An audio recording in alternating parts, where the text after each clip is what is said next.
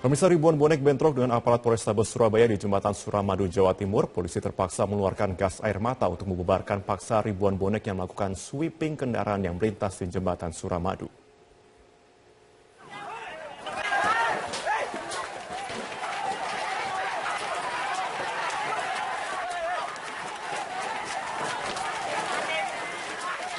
Bentrok antara ribuan bonek dengan aparat Polrestabes Surabaya tidak terhindarkan di pintu masuk Jembatan Suramadu sisi Surabaya.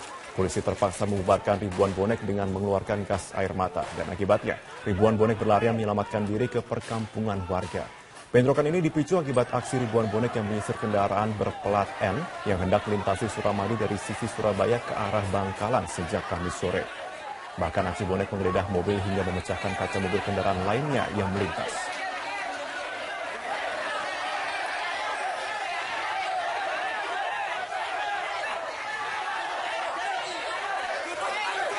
Sementara itu polisi mengejar ribuan bonek hingga ke perkampungan warga di kawasan Tambakudi, Kejeran, Surabaya. Selain rusak fasilitas di pintu loket Jembatan Suramadu sisi Surabaya, belasan motor yang diparkir dekat pintu masuk Suramadu juga rusak. Petugas tol Suramadu terpaksa menutup Jembatan Suramadu sisi Surabaya karena situasi yang tidak terkendali. Jembatan Suramadu akan kembali dibuka, Jembatan Suramadu kembali kondusif.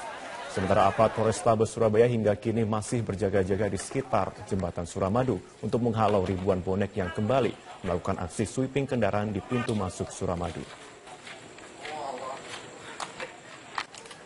Istana Kepresiden di Yogyakarta, Presiden Joko Widodo memperingati malam Isra Miraj bersama dengan ribuan santri asrama perguruan Islam Tegal Rejo, Kabupaten Magelang, Jawa Tengah pada Rabu malam.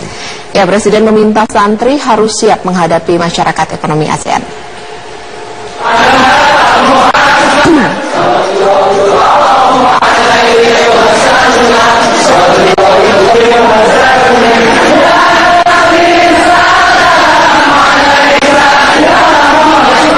Kedatangan Presiden Republik Indonesia Joko Widodo disambut hangat dan juga salawat oleh para ribuan santri dan juga pengurus pondok pesantren asrama perguruan Islam Tegal Rejo, Kabupaten Magelang, Jawa Tengah. Dalam sambutannya, Presiden mengajak para santri untuk siap menghadapi masyarakat ekonomi ASEAN yang sudah dimulai sejak awal tahun 2017, supaya mampu bersaing dengan negara-negara lain, serta dapat memajukan perekonomian Indonesia. Di pondok pesantren asrama perguruan Islam tersebut, merupakan salah satu pondok pesantren dengan pembekalan entrepreneur untuk mempersiapkan para jebolan pesantren untuk siap dalam bidang usaha. Usai menyampaikan sambutan, Presiden juga menyempatkan tanya jawab dengan sejumlah santri dan memberikan hadiah sepeda.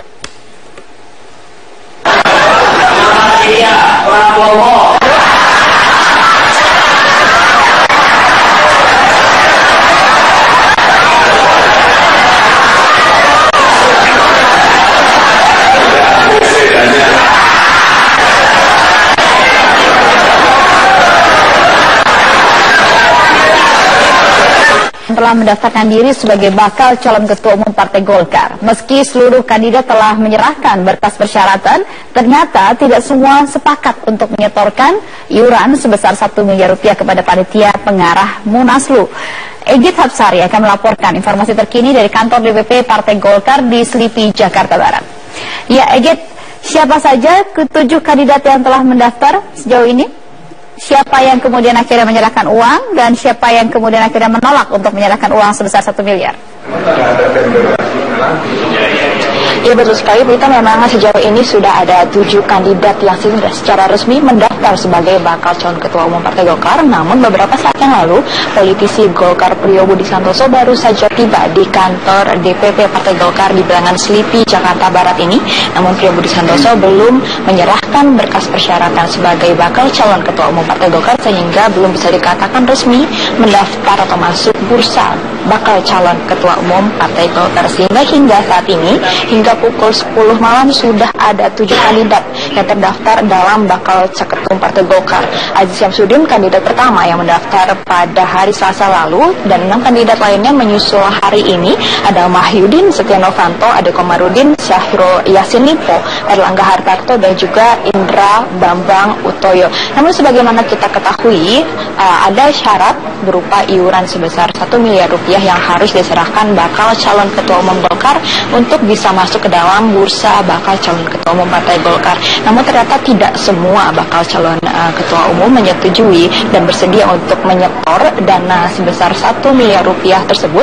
Terbukti dari 7 kandidat yang sudah resmi terdaftar, ada 2 diantaranya yang menolak untuk menggelontorkan dana untuk maju sebagai bakal calon ketua umum. 2 kandidat yang menolak ini adalah Syahrul Yassin Limpo dan juga Indra Bambang Utoyo. Dalam penjelasannya tadi, Syahrul Yassin Limpo menolak menggelontorkan uang 1 sen pun atau sepeser pun kepada panitia Munaslup untuk maju sebagai calon ketua umum karena ia mengaku akan menyumbangkan ideologi dan juga pemikiran sebagai bakal calon ketua umum Partai Golkar. Sedangkan Indra Bambang Utoyo tadi juga menolak untuk menyetorkan uang ini karena dalam visi misinya sendiri ia menyebutkan akan merubah Partai Golkar menjadi partai yang modern, transparan dan juga bebas dari politik uang. Namun 5 kandidat bakal calon ketua umum lainnya ini ternyata sudah menyerahkan uang sebesar 1 miliar rupiah sebagai iuran kepada Munaslup. Ada diantaranya Setia Novanto, Aziz Syamsuddin, Mahyudin dan juga Erlangga Hartarto. Uang sebesar 1 miliar ini diakui berasal dari dana pribadi dan juga iuran dari tim sukses masing-masing kandidat bakal calon. Egit, kami mendapatkan informasi bahwa ada komite etik dari Golkar yang kemudian melakukan konsultasi dengan KPK berkaitan dengan penyerahan dana 1 miliar ini. Apa hasilnya sejauh ini? Ya, tadi salah satu anggota dari steering komite Munaslup Partai Golkar sempat menanggapi pertemuan antara komite etik dari steering komite kepada KPK, dan akhirnya KPK pun memutuskan untuk melarang adanya iuran 1 miliar ini dalam penyelenggaraan Munaslup Golkar. Namun hal ini dikatakan oleh Andi Sinulingga yang merupakan anggota dari steering komite Partai Golkar akan dibicarakan lebih lanjut dalam rapat koordinasi dari steering komite Partai Golkar yang diselenggarakan esok hari. Namun ia sendiri menyayangkan pernyataan dari KPK tersebut karena menurutnya KPK seharusnya bertindak sebagai institusi negara yang menyatakan pendapat berdasarkan payung hukum, bukannya opini. Berikut adalah pernyataan selengkapnya dari Andi Sinulingga. KPK sebagai lembaga hukum bicara bahwa apa yang dilakukan itu melanggar pasal ini, undang-undang ini, undang-undang itu. Karena harusnya begitu, sehingga KPK betul-betul menjadi institusi hukum, bukan seperti pengamat. Ini boleh kita Kita terkait dengan 2 kandidat yang menolak untuk membayarkan iuran 1 miliar rupiah ini, panitia steering komite Munaslup juga akan membahasnya lebih lanjut dalam proses verifikasi yang akan diselenggarakan besok, karena memang dalam ADART ataupun dalam peraturan pendaftaran bakal calon ketua umum memang tidak disebutkan apabila kandidat menolak untuk membayarkan 1 miliar rupiah akan dicoret ataukah tidak. Kita akan tunggu kelanjutannya dan kita akan tunggu juga apakah Priyo Budi Santoso ini merupakan salah satu kandidat yang menolak ataupun menyanggupi membayar iuran 1 miliar rupiah kepada panitia Munaslup. Baik, jadi kami konfirmasi kembali bahwa sikap Partai Golkar juga belum resmi ya menyatakan apakah kemudian 2 bakal calon ketum yang tidak mau membayar ini pasti gugur kalau tidak menyerahkan 1 miliar dana yang harus disetorkan. Iya, betul sekali kita. Kedua bakal calon yang menolak untuk menyetorkan dana sebesar 1 miliar rupiah ini akan kembali dibahas dalam rapat verifikasi, karena memang verifikasi akan langsung dilakukan 1 hari. Begitu pendaftaran ditutup pada pukul 12 malam dini hari nanti, yang artinya verifikasi ini masih akan mempertimbangkan kembali berbagai faktor. Ada 2 jenis verifikasi. Verifikasi pertama akan mempertimbangkan seleksi administratif, sedangkan verifikasi tahap kedua akan mempertimbangkan pelanggaran etik dan juga termasuk kesediaan membayar 1 miliar rupiah ini yang akan menentukan nasib apakah kedua kandidat ini akan dicoret ataupun tidak. Namun tadi dalam pernyataannya kedua kandidat ini menyatakan bahwa mereka rela apabila panitia steering committee ini akan mencoret nama mereka dari bursa bakal calon ketua umum Partai Golkar apabila memang ketidaksediaannya membayar 1 miliar rupiah itu tidak diperkenankan atau diperbolehkan oleh panitia. Baik, terima kasih Egit Hafsari melaporkan dari DPP Partai Golkar. Kita beralih ke informasi. Komisi Pemberantasan Korupsi kembali memeriksa sejumlah pimpinan DPRD DKI Jakarta terkait kasus suap raperda reklamasi Teluk Jakarta. Namun, pemeriksaan terhadap sejumlah orang semakin intensif. KPK belum juga menetapkan tersangka baru dalam kasus suap raperda reklamasi. Untuk kedua kalinya, Ketua DPRD DKI Jakarta Prasetyo Edy Marsudi memenuhi panggilan penyidik KPK. Selain itu, Wakil Ketua Balik DPRD DKI Jakarta, Mary Hotma, hari ini juga diperiksa KPK untuk yang keempat kalinya.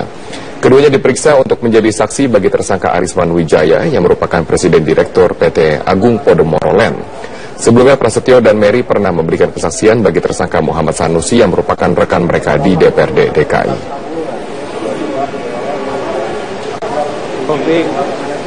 Selain Prasetyo dan Mary, Wakil Ketua DPRD DKI Jakarta yang juga Ketua Balegda M. Taufik mendatangi KPK meski tidak dijadwalkan dalam pemeriksaan.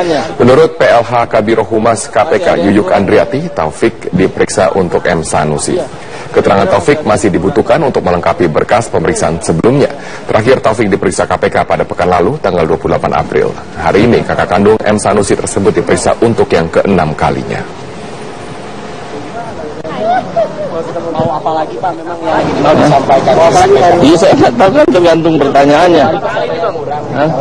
Masih ada yang kurang. Untuk mengetahui perkembangan terkini dari pemeriksaan 3 pimpinan DPRD DKI Jakarta di gedung KPK, kita bergabung bersama rekan kami Bremana Tenaya langsung dari gedung KPK di Jakarta. Bremana, bagaimana jalannya pemeriksaan sejauh ini? Robert, baru saja Mary Hotma, Wakil Ketua Balegda DPRD DKI Jakarta selesai diperiksa KPK, tepatnya pada pukul 17:05 waktu Indonesia Barat. Dan artinya Mary Hotma sudah diperiksa selama 8 jam oleh KPK. Dan selain Mary Hotma, tadi juga sempat diperiksa Wakil Ketua DPRD DKI Jakarta dan juga sekaligus sebagai Ketua Balegda DPRD DKI Jakarta M. Taufik yang selesai diperiksa pada pukul 1 atau pukul 13 waktu Indonesia Barat. Dan selain M. Taufik dan juga Mary Hotma, Ketua DPRD DKI Jakarta Prasetyo Edy Marsudi juga saat ini masih dalam pemeriksaan di dalam KPK. Dan juga pemeriksaan selama ini sudah berlangsung selama hampir lebih dari 8 jam. Dan Robert, pemeriksaan terhadap ketiga pimpinan DPRD DKI Jakarta ini bukan merupakan yang pertama kalinya, termasuk salah satunya yaitu adalah Wakil Ketua DPRD DKI Jakarta atau juga sekaligus sebagai Ketua Balegda DPRD DKI Jakarta M. Taufik yang sudah diperiksa selama 6 kali, dan hari ini merupakan pemeriksaan yang tidak dijadwalkan dalam agenda pemeriksaan KPK. Dan tidak adanya pemeriksaan di dalam agenda oleh M. Taufik ini tidak hanya berlangsung hari ini, tapi juga telah berlangsung selama 2 kali sebelumnya, sehingga total 3 kali M. Taufik diperiksa tanpa adanya agenda pemeriksaan resmi dari KPK. Dan juga Robert, Prasetyo Edy Marsudi, Ketua DPRD DKI Jakarta juga telah diperiksa selama 2 kali, setelah sebelumnya sempat diperiksa pada tanggal 11 April 2016, dan juga Mary Hotma ini diperiksa oleh KPK hari ini untuk yang keempat kalinya. Dan walaupun pemeriksaan sudah dilakukan berkali-kali kepada para pimpinan DPRD DKI Jakarta ini, namun KPK hingga saat ini belum menentukan tersangka baru atas kasus dugaan suap pembahasan raperda reklamasi Pantai Utara Jakarta. Robert. Bagaimana jika kita melihat perjalanan kasus ini, KPK kerap kali memanggil saksi yang sama berkali-kali. M. Taufik sudah dipanggil 6 kali. Ketua DPRD DKI Jakarta 2 kali, Mary Hotma 4 kali. Lalu apa yang sebenarnya dikejar KPK dalam kesaksian dari para saksi ini? Ya, tentunya Robert, KPK ingin mencari lebih dalam atau menggali lebih dalam keterlibatan dari anggota DPRD DKI Jakarta ini dalam kasus dugaan suap pembahasan raperda reklamasi Pantai Utara Jakarta. Dan ini menyusul adanya penangkapan terhadap Ketua Komisi D DPRD DKI Jakarta M. Sanusi yang sudah ditetapkan menjadi tersangka. Dan memang sebelumnya Robert sempat ada KPK ingin mengetahui lebih jauh tentang adanya pertemuan antara Presiden Direktur PT ASG dengan beberapa anggota DPRD DKI Jakarta, diantaranya Prasetyo Edy Marsudi, M. Taufik, dan juga Selamat Nurdin selaku Ketua Pansus Reklamasi Teluk Jakarta. Dan pertemuan ini diduga ini membahas tentang penyesuaian regulasi reklamasi Teluk Jakarta yang hingga saat ini juga masih belum bisa dilakukan. Dan selain itu Robert, sebelumnya juga pembahasan raperda reklamasi Teluk Jakarta ini sempat ditunda sebanyak 4 kali, dan penundaan ini diakibatkan oleh tidak mencapai quorumnya anggota DPRD yang hadir dalam rapat tersebut, dan juga masih belum adanya kesepakatan antara Pemprov DKI Jakarta, DPRD DKI Jakarta, dan juga pihak pengembang tentang besaran kontribusi yang harus diberikan pengembang kepada Pemprov DKI Jakarta. Dan hingga saat ini kita masih menunggu apakah KPK akan menentukan tersangka baru, entah dari DPRD DKI Jakarta, Pemprov DKI Jakarta, maupun dari pihak pengembang. Demikian, Robert. Baik, terima kasih Bremana Tenaya atas informasinya langsung dari gedung KPK di Jakarta. Pemirsa, kami akan kembali lagi dengan satu informasi lain, di mana ada 7 politikus Partai Golkar yang resmi mendaftar sebagai bakal calon ketua umum Partai Golkar. Dan para bakal calon ini sebagian sudah menyerahkan uang sebesar 1 miliar rupiah sebagai setoran wajib, dan juga sebagian tidak bersedia untuk menyerahkannya. Hingga hari ini sebanyak 7 politikus Partai Golkar resmi menyerahkan persyaratan bakal calon ketua umum Partai Golkar kepada panitia pemilihan. 5 di antara kandidat ini sudah menyerahkan uang iuran gotong royong wajib sebesar 1 miliar rupiah kepada panitia pemilihan. 2 orang lainnya termasuk Syahrul Yassin Limpo tidak menyerahkannya karena sejak awal menolak memberi mahar politik. Iuran 1 miliar rupiah ini kontroversial karena tidak semua kandidat ketua umum memiliki harga kekayaan yang berlimpah. Berdasarkan data tahun 2015, Ade Komarudin misalnya hanya memiliki harta kekayaan 1,3 miliar rupiah. Untuk itu Ketua DPR RI yang biasa dipanggil Akom ini berjanji akan memenuhi iuran 1 miliar rupiah dengan cara meminta bantuan kader Golkar yang mendukungnya. Ini adalah yang penerimaan pendaftaran sampai jam 24. Kami tidak mau ingkar dari keputusan partai, tetapi kami juga tidak mau melakukan sesuatu yang bertentangan dengan undang-undang, di mana pihak berwenang soal ini yaitu KPK dan instansi lainnya bisa saja menetapkan lain, dan itu tentu disampaikan kepada DPR Partai Golkar, kepada panitia pengarah, dan kami turun patuh kepada panitia pengarah. Bagi calon lain, uang 1 miliar rupiah mungkin tidak masalah karena mereka memiliki harta kekayaan puluhan miliar. Setia Novanto memiliki harta kekayaan 73,3 miliar rupiah. Mahyudin NS memiliki harta 19,3 miliar rupiah. Aziz Samsudin memiliki harta 28,8 miliar rupiah. Dan Syahrul Yassin Limpo memiliki harta 8,8 miliar rupiah. Para kandidat ketua umum ini perlu ditelusuri rekam jejaknya sebagai pejabat negara. Kader Golkar yang mengklaim suara Golkar suara rakyat perlu mempertimbangkan rekam jejak Setia Novanto yang pernah lengser dari kursi Ketua DPR RI karena kasus papa minta saham. Termasuk juga mereka yang sudah beberapa kali diperiksa KPK tersangkut kasus korupsi, sekalipun berstatus sebagai saksi seperti Mahyudin.